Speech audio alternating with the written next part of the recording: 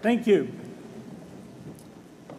President Bach, former President Rudenstein, incoming President Faust, members of the Harvard Corporation and the Board of Overseers, members of the faculty, parents, and especially the graduates. I've been waiting more than 30 years to say this. Dad, I always told you I'd come back and get my degree.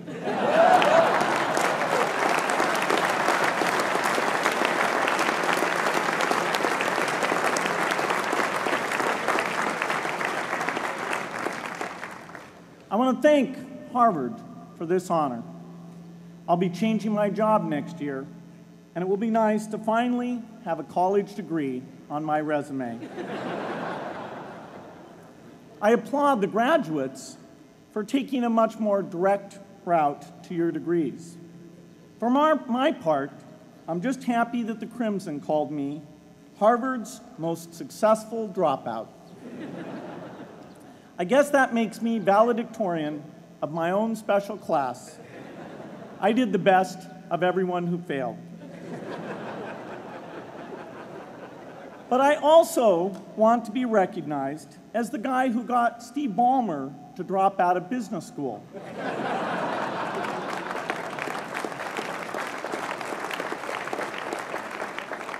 I'm a bad influence.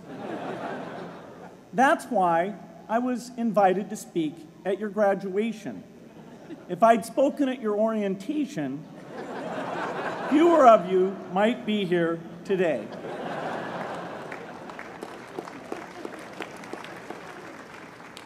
Harvard was a phenomenal experience for me. Academic life was fascinating. I used to sit in on lots of classes that I hadn't even signed up for. And dorm life was terrific. I lived up at Radcliffe in Currier House. There were always a lot of people in my dorm room late at night discussing things because everyone knew that I didn't worry about getting up in the morning. That's how I came to be the leader of the antisocial group. We clung to each other as a way of validating our rejection of all those social people. Radcliffe was a great place to live. There were more women up there, and most of the guys were math science types. The combination offered me the best odds, if you know what I mean. That's where I learned the sad lesson that improving your odds doesn't guarantee success. One of my biggest memories of Harvard came in January 1975, when I made a call from Currier House to a company in Albuquerque, New Mexico, that had begun making the world's first personal computer. I offered to sell them software. I worried they would realize I was just a student in a dorm and hang up on me. Instead, they said, "We're not quite ready. Come see us in a month," which was a good thing because we hadn't written the software yet. From that moment, I worked day and night on the extra credit project that marked the end of my college education and the beginning of a remarkable journey with Microsoft.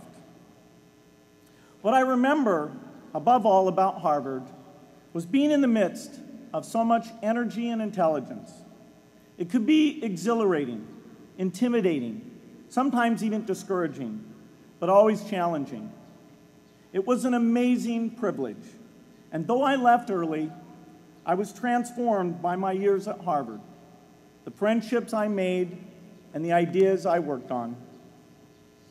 But taking a serious look back, I do have one big regret. I left Harvard with no real awareness of the awful inequities in the world, the appalling disparities of health and wealth and opportunity that condemn millions of people to lives of despair. I learned a lot here at Harvard about new ideas in economics and politics. I got great exposure to the advances being made in the sciences. But humanity's greatest advances are not in its discoveries, but in how those discoveries are applied to reduce inequity.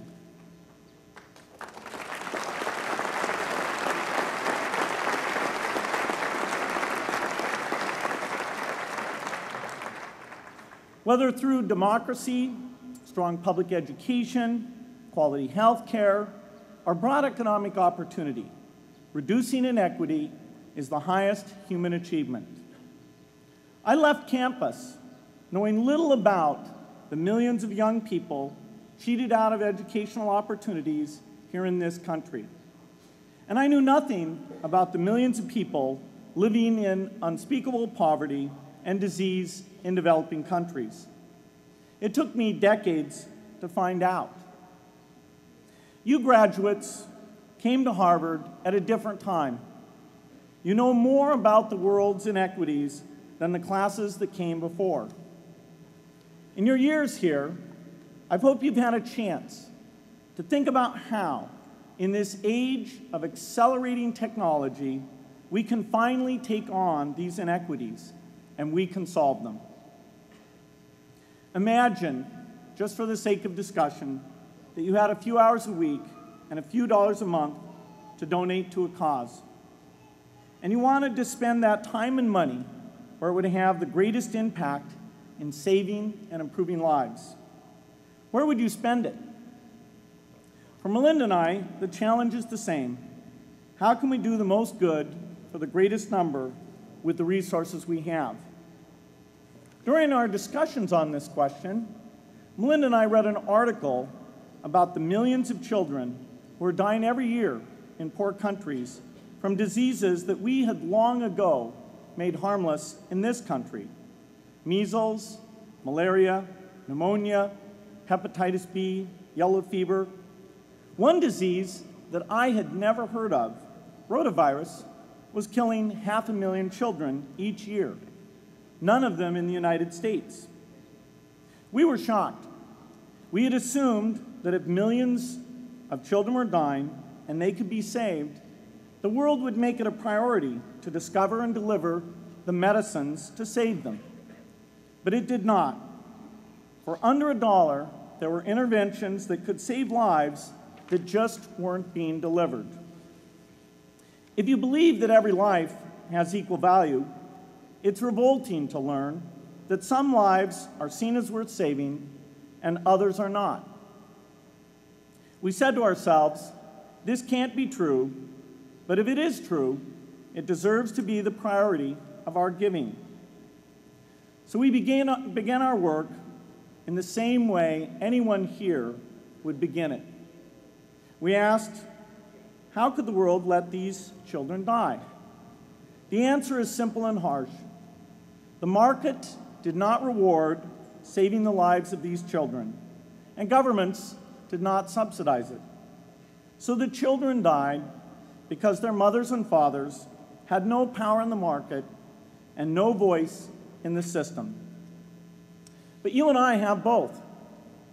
We can make market forces work better for the poor if we can develop a more creative capitalism.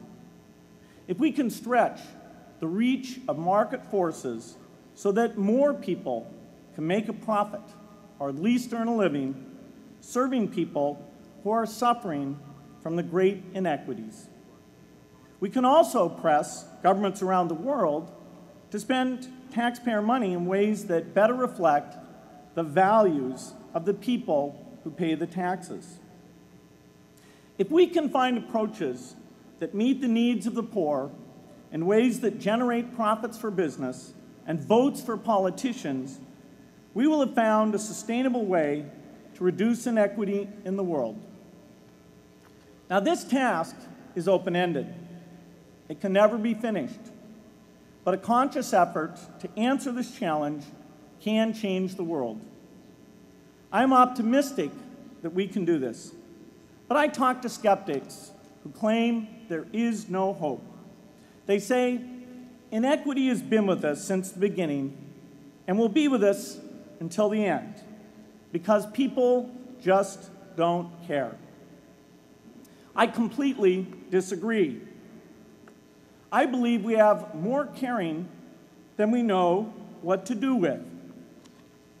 All of us here in this yard, at one time or another, have seen human tragedies that broke our heart, and yet we did nothing, not because we didn't care, but because we didn't know what to do. If we had known how to help, we would have acted. The barrier to change is not too little caring. It is too much complexity. To turn caring into action, we need to see a problem, see a solution, and see the impact. But complexity blocks all three steps. Even with the advent of the internet and 24-hour news, it is still a complex enterprise to get people to truly see the problems. When an airplane crashes, officials immediately call a press conference. They promise to investigate, determine the cause, and prevent similar crashes in the future. But if the officials were brutally honest, they would say, of all the people in the world who died today from preventable causes, 0.5% were on this plane. We're determined to do everything possible to solve the problem that took the lives of the 0.5%. The problem is not just the plane crash, but the millions of preventable deaths. We don't read much about these deaths. The media covers what's new, and millions of people dying is nothing new. So it stays in the background where it's easy to ignore. But even when we do see it or read about it, it's difficult to keep our eyes on the problem. It's difficult to look at suffering if the situation is so complex that we don't know how to help. And so we look away. If we can really see a problem, which is the first step, we come to the second step, cutting through the complexity to find a solution. Finding solutions is essential if we want to make the most of our caring. If we have clear and proven answers anytime an organization or individual asks, "How can I help?" then we can get action, and we can make sure that none of the caring in the world is wasted. But complexity makes it hard to mark a path of action for everyone who cares, and makes it hard for their caring to matter. Cutting through complexity to find solutions runs through 4 predictable stages: determine a goal, find the highest impact approach, deliver the technology ideal for that approach, and in the meantime, use the best application of technology you already have, whether it's something sophisticated like a new drug or something simple like a bed net. The AIDS epidemic offers an example. The broad goal, of course, is to end the disease. The highest leverage approach is prevention. The ideal technology would be a vaccine that gives lifelong immunity with a single dose. So governments, drug companies, and foundations are funding vaccine research. But their work is likely to take more than a decade. So in the meantime, we have to work with what we have in hand, and the best prevention approach we have now is getting people to avoid risky behavior. Pursuing that goal starts the 4-step cycle again. This is the pattern. The crucial thing is to never stop thinking and working, and never do what we did with malaria and tuberculosis in the 20th century, which is to surrender to complexity and quit. The final step, after seeing the problem and finding an approach, is to measure the impact of the work and to share that, success or failure, so that others can learn from the efforts.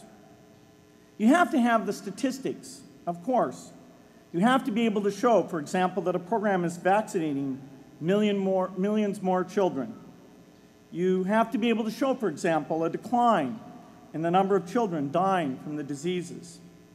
This is essential not just to improve the program, but also to help draw more investment from business and government. But if you want to inspire people to participate, you have to show more than numbers. You have to convey the human impact of the work so people can feel what saving a life means to the families affected.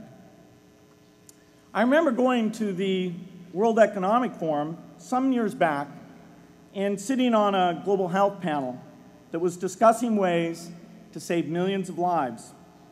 Millions. Think of the thrill if you could save just one person's life, then multiply that by millions. Yet, this was the most boring panel I've ever been on. Ever. So boring, even I couldn't stand it. What made that experience especially striking was that I had just come from an event where we were introducing version 13 of some piece of software, and we had people jumping and shouting with excitement. I love getting people excited about software, but why can't we generate even more excitement for saving lives? You can't get people excited unless you can help them see and feel the impact.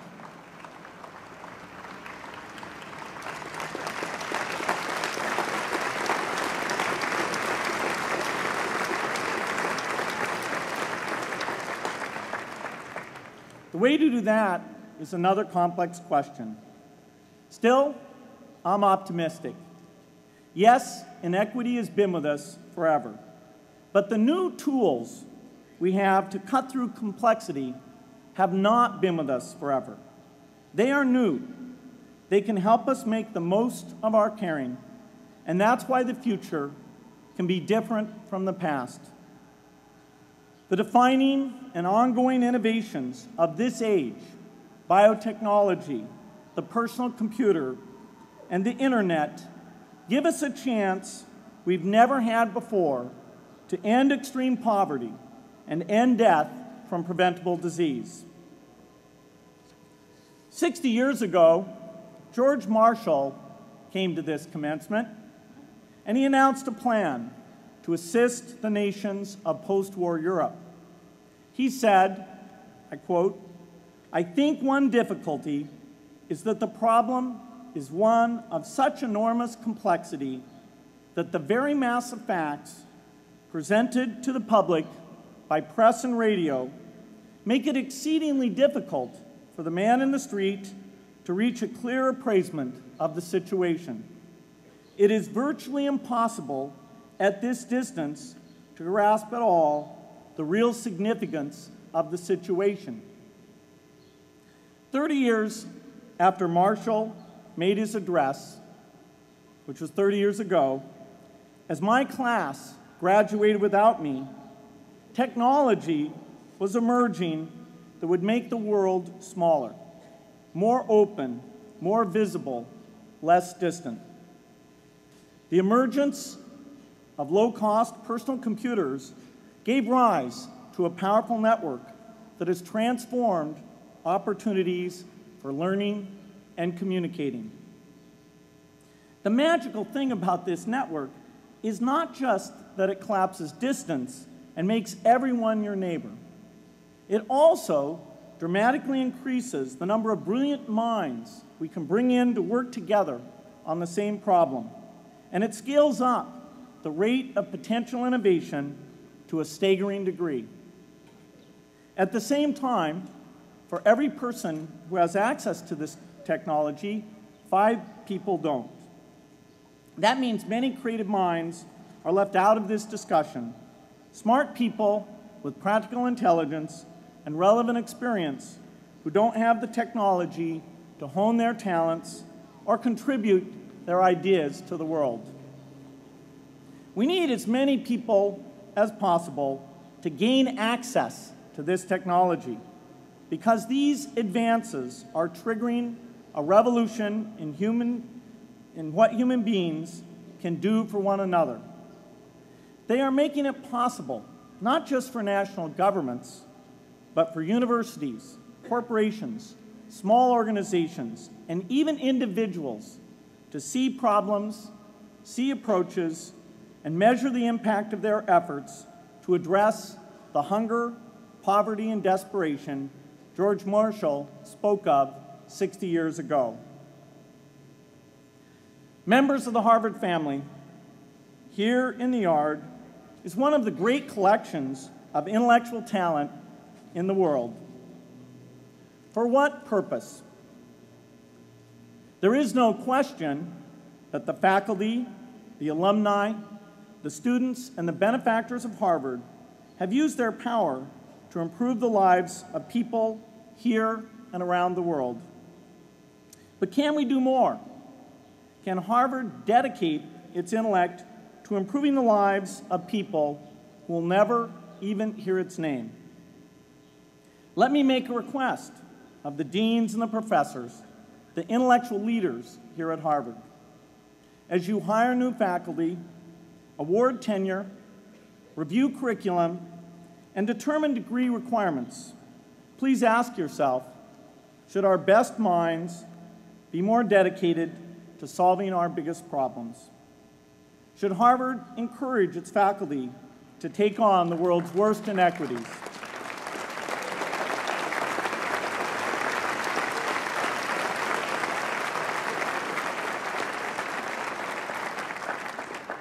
Should Harvard students know about the depth of global poverty, the prevalence of world hunger, the scarcity of clean water, the girls kept out of school, the children who die from diseases we can cure?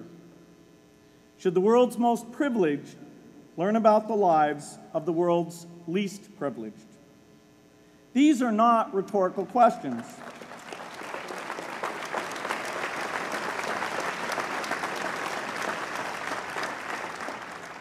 You will answer with your policies. My mother, who was filled with pride the day I was admitted here, never stopped pressing me to do more for others. A few days before I was married, she hosted a bridal event at which she read aloud a letter about marriage that she had written to Melinda.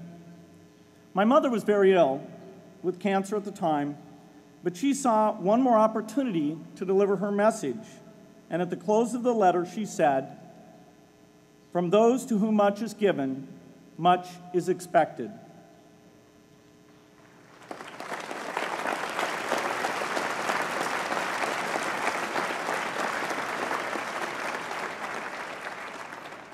When you consider what those of us here in this yard have been given in talent, privilege, and opportunity, there is almost no limit to what the world has a right to expect from us.